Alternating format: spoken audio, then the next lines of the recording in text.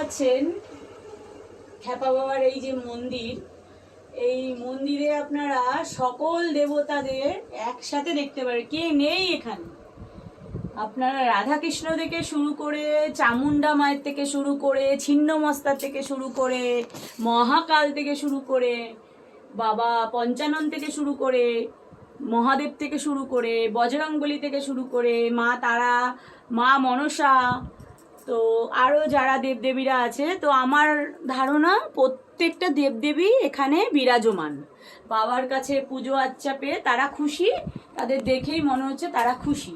তো বাবাকে একটু জেনে নেওয়া যাক যে এত ঠাকুর এখানে থাকার কারণটা কি। বাবা এত ঠাকুর এখানে রাখার তার কারণটা কি একটু বাবা যদি আমাদেরকে বলে। সবচেয়ে বড় জিনিস, খুব ভালো কথা একটা বলেছো। সবচেয়ে ভালো ভালো জিনিস হলো যেখানে ভালোবাসা থাকে সেখানে যেমন মানুষ থাকে, ভগবানও ঠিক তাই।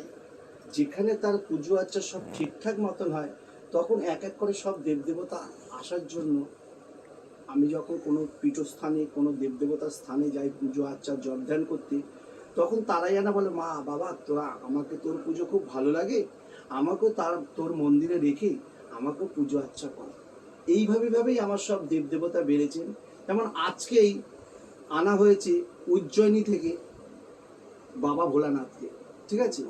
বাবা ভোলানাথ অর্থাৎ মহাকাল, তাকে আনা হয়েছে। তার কারণ একটাই, কালসর্প দোষ কোনোদিন কোনো তান্ত্রিক বলো, জ্যোতিষ বলো, কোনো ব্রাহ্মণ বলো, পৃথিবীতে কেউ কাটাতে পারে না। কালসর্প কাটাতে গেলে কোনো জায়গা যেতে হয়, সেইটা হলো কাশীধাম, ত্রম্বকেশ্বর, উজ্জয়িনী, কাশী, তাই তো? এইসব জায়গায় গিয়ে কাটাতে হয়। অনেকে কি করে, নিজের বাসভবনে কিংবা কোনো জায়গার কোনো মন্দিরে, কোনো পীঠস্থানে গিয়ে কালসর্প কাটায়। কিন্তু কালসর্প এইভাবে কাটানোর নিয়ম না। কালসর্প কাটাতে গেলে ওই সব জায়গায় গিয়ে কাটাতে হয়। কিন্তু যাই হোক, আমি 15 দিন আগে, ডেলি তো সাধনা করি রাত্রি 10টা থেকে রাত্রি 3টে 4টে 5টা অবধি ডেলি জপ ধ্যান করি। আমি ওখানে যেই কাটাই, তার কারণ ওখানে ছাড়া কালসর্প কোনোদিন কাটে না। কিন্তু যাই হোক, 15 দিন আগে আমাকে সাধনার মাধ্যমে বাবা স্বয়ং আসলেন, এসে আমাকে বললেন, তুই মহাকাল নিয়ে আয় উজ্জয়িনী থেকে, ঠিক আছে? ওখান থেকে নিয়ে এসে শিলারূপে বট গাছের নিচে আমাকে পাবি, ওই জায়গায় তুই ওখান থেকে আমাকে পুজো আচ্চা করে নিয়ে আয়, তুই তোর মন্দিরেই এবার থেকে কালসর্প কাটাবি। যেমন এইভাবে আবার আজকে একটা চলে এসছেন বাবা মহাকাল, এখন এখান থেকে তাহলে আমি কাটাতে পারবো। তাহলে এতদিন আমি কিন্তু কাটাতাম কাশিটাতে গিয়ে, কিন্তু এখন কাটাতে পারতাম না। এখন এবার যখন নিয়ে এসছি, এখান থেকেই কাটাবো। এইভাবে যখন জানান আসে, কিংবা কোনো জায়গায় যে যখন ধ্যান করি, ধ্যানের মাধ্যমে আমার হয়তো পুজো আচ্চা জানি না কি করি, সে ওনার পুজো উনি আমাকে করিয়ে নেয়। অর্থাৎ আমার পুজো যেন তাদের খুব ভালো লাগে, ভক্তি শ্রদ্ধা ভালোবাসা দিয়ে মাকে যতটা পারি করি। জানি না আমি কতটা করি, সেই তারা তখন আমাকে আদেশ করে, তখন আমি ঠাকুর মশাই দিয়ে অর্থাৎ পাল দিয়ে আমি তাদের তৈরি করাই, কিংবা পাথরের মূর্তি এনে মন্দিরে প্রতিষ্ঠিত করি। এইভাবেই আমার মায়ের মন্দিরে যত রকম, তুমি অষ্টধাতুর মা দুর্গা পাবে, মনসা পাবে, শ্মশান কালী পাবে, দক্ষিণা কালী পাবে, মা মনসা পাবে, তারা মাছ পাবে, বামাখ্যাপা পাবে, ভোলানাথ পাবে, বজরংবলী পাবে, রাধাকৃষ্ণ পাবে, গোপাল আছে 3টে, পেতলের গোপাল আছে 3টে, নারায়ণশিলা আছে 4টে। আমার কাছে কেউ বাদ নেই, যত রকম দেবদেবতা সব আছে, মা দক্ষিণা কালী আছে, ঠিক আছে? এইভাবে আমার মায়ের মন্দিরে সব কিছু আসছে। ভবিষ্যতে আমি একটা চিন্তা করছি, এক জায়গায় একটা বড় মন্দির করব। মানুষজন আসে অনেক বিপদ আপদের জন্য, কেউ আসে পুজো দেওয়ার জন্য, তাকে বসতে দেওয়ার জায়গা দিতে পারি না, যার জন্য একটা ইচ্ছা আছে কোনো জায়গাটা জমি নিয়ে মায়ের একটা বড় দেখে মন্দির করব, যাতে ভক্তরা এসে পুজো আচ্চা দিতে পারে। এমনকি তাদের কোনো জরাজীর্ণ রোগ, যেই রোগ থেকে সে মুক্তি হতে পারছে না, অর্থাৎ তা আমার মা তাদের ওষুধ দিয়ে তাদের ভালো করে দেয়। অনেকেই ভালো হয়েছে।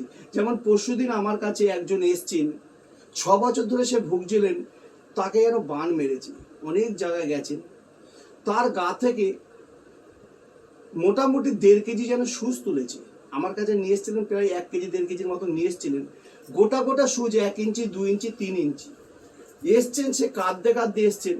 তখন আমি তো এরকম দেখিনি কোনোদিন, গা থেকে সুচ বের হয়।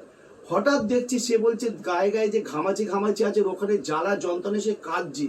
আর যারা যারা এনার কাজ করেছে, 3 জন তান্ত্রিক কাজ করেছে, 3 জন স্পট ডেড, ওখানেই স্পট ডেড। ইভেন লাস্টে একজন যে তুলতে গেছিলেন তার গা থেকে একটা করে সুচ বার করছেন, আর সেই তান্ত্রিকের কোমরের মধ্যে ঢুকে যাচ্ছেন। তারপর সেই তান্ত্রিকও কাজ করা বন্ধ করে দিয়েছেন। যাক, আমি তো জানি না, আর আমি তান্ত্রিকও না, আমি একজন মায়ের সামান্য একটা ভক্ত। আমি যখন কাজ করি, আমার গুরুদেব আছেন, ইষ্টগুরু আমাদের যে আছেন সে আছেন, পরাঙ্পরা আমাদের, মানে কি বলবো, বাবার বাবা বাবার বাবা বাবার বাবা, এইভাবে আমাদের যে ফ্যামিলির গুরু আছে সে তো আমার দীক্ষাগুরু। আর স্বয়ং বামদেব বাবা হলো আমার শিক্ষাগুরু। উনি আমাকে সাধনার মাধ্যমে আমার শিক্ষা দিয়ে গেছেন। বাবা বামদেব আমাকে জানিয়ে গেছেন, আজকে তো আমার শিক্ষাগুরু। আমি অনেক বছর শিক্ষাগুরু খুঁজেছি। মা শুধু বলছে তোর গুরু একদম তোর কাছে যাবে, কিন্তু আমরা তো মানুষ, বুঝতে পারি না। অনেক জায়গায় গেছি শিক্ষা নেওয়ার জন্য, কিন্তু গুরু আমার মনোপ্রত হচ্ছে না। সেই জিনিসই হলো, আমি সাধনায় করছি রাত্রিরে করতে করতে বাবা বামদেব আমার কাছে এসে কানে বিষ দিয়ে যান শক্তি মাতে, কিন্তু আমার দীক্ষা হয়েছে কিন্তু কৃষ্ণ মাতে। যাই হোক, এখন থেকে বাবা বামদেব আমার শিক্ষাগুরু। অর্থাৎ সেই বামদেব বাবাকে আমার ইষ্টগুরু, তাকে অর্থাৎ আমার পিতামাতা তারাও গত হয়েছেন, তাদের এমনকি বাবা ভোলানাথ মা তারা যত দেবদেবতা আছে তাদের কাছে আমি সাধনায় বসি, তাদের কাছে আমি জানি এই যে বাবা রুগীটা এসছে, কিংবা এই যে মা রুগীটা এসছে, এর কাজ করাতে খুব টাফ, বলছে এইভাবে মারা গেছে, তাহলে আমি করব কিভাবে? তখন এনারা বললেন তোর কোনো চিন্তা নেই, তুই কর, এইভাবে কর, তাহলে সে সুস্থ হবে। অটোমেটিক তার গা থেকে আমি গোটা গোটা 20খানা সুচ বার করি, সেই ভদ্রমহিলা সুস্থ হয়। তাকে বেঁধেও দিলাম, সে ভালো হয়ে চলেও গেলেন। তিনি বললেন বাবা 6 বছরের মধ্যে মনে হয় একটা আমি লোক পেলাম, যেটা হলো বাবা আপনি, যে এখন আমার কেউ কিছু করতে পারিনি। আর আমিও তাকে বললাম এইটা আমি করিনি, তার কারণ আমি আমার গুরুদেবকে স্মরণ করেছি, আমি আমার মাকে স্মরণ করেছি, আমার মাধ্যমে তারা করিয়ে নিলেন। অর্থাৎ আমি মা কিছু কাজ করি না, যা করে আমার বাবা মাই করে, আমি হলো মা উপলক্ষ। জয় মা।